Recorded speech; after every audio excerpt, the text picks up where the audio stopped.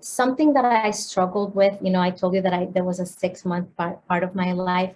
I had, this experience in which I was kidnapped by a stranger, Mm. brutally assaulted, Mm. and almost killed.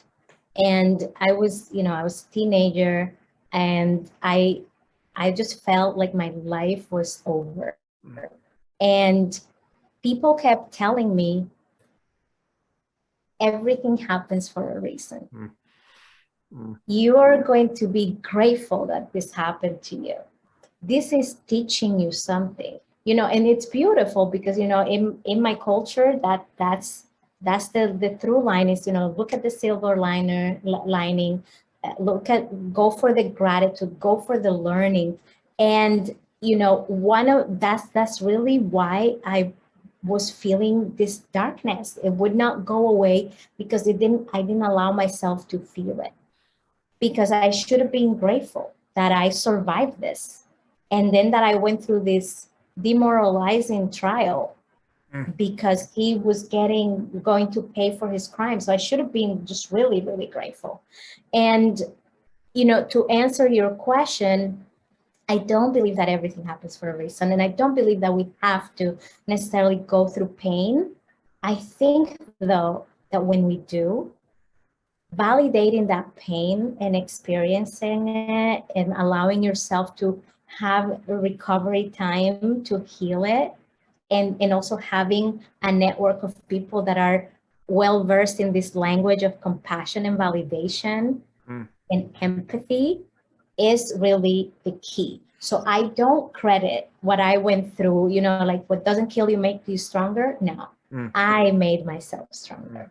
Mm. That didn't make me stronger. My choice to Mm. find a possibility, to find a reason every day to fight for myself, my strength made me stronger. I actually practiced every day to strengthen that muscle until I felt good about myself. Mm. Until I felt this, I can come back from this. And I'm grateful that that happened.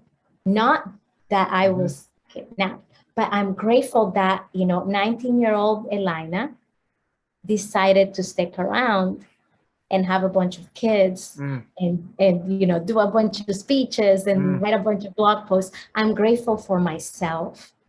So that is the key, I Mm. think, because it's not what happened to us, it's what happens inside of us. Actually, do you know Gabor Mate? No, I don't he's think so. um he's one of my mentors. He's a trauma physician, and he says trauma is not what happens to you, it's what happens inside of you Mm. as a result of what happened to you. Mm. Well, I want to play that back because I think there's something super profound in that. And it's such I want to say a subtle shift to it, but it's not subtle. It seems subtle, but it's not. That idea of I'm not grateful for the event. I'm grateful for my strength and ability to overcome it. And it's almost because it's such a subtle shift on it where people say, what doesn't kill you makes you stronger. What you're saying quite literally is like, no. What doesn't kill me doesn't make me stronger. Me overcoming what didn't kill me, me fighting forward and pushing forward, that makes me stronger. There's something so much more impactful and empowering about that. And it's not that I think when people say that, and I'm sure you'd agree, like they're not trying to say a negative thing, but it's just they're off. That's not what it is. It's that your ability to overcome it. And it's almost like, obviously you would wish that never happened and you wouldn't wish it on anybody, but it gave you the opportunity to say, I can be stronger. And now I know that about myself. Would you go as far, like, well, I guess let me bring it back for a second. When people were saying that to you in the moment, like be grateful you're alive and the silver lining, what was your feeling? What was your sensation? That were you angry? Because a lot of people get angry when people say that, and I wonder if they don't get angry for the reason that you're articulating, because it makes it seem like I should be happy that this thing happened to me versus be happy that I was able to overcome it. Like, what was your initial reaction when people said those things to you? Yeah, I was angry, You're and angry. I felt unseen, unheard, Mm. and invalidated, Mm.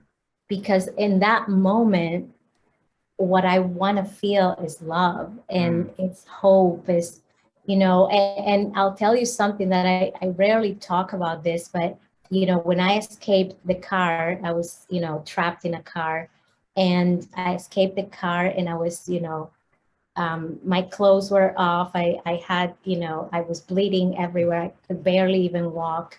And I walked to a gas station, and there was a watchman. In my country, people have like this big shotgun, and I love watchmen. So I always hug them when I see them because, he went for the captor, and there was a lady at this gas station. And I just think about her, and I am filled with so many emotions. And she was dressed in a fancy dress, like looked like she was going to the opera or something. That's what I imagined, because she was so fancy and beautiful. And I grew up in poverty my entire life, so I was impressed by her. And she comes out and she takes her husband's jacket, a fancy suit, puts it around me, doesn't say a word. And she just gives me the biggest hug. I'm covered in blood. She just gives me the biggest hug, and I could feel her pearl necklace against my skin. And she didn't say a word. And I just felt the best feeling ever. Like she could see me, and I'm really short. Right now I'm 4'8.5".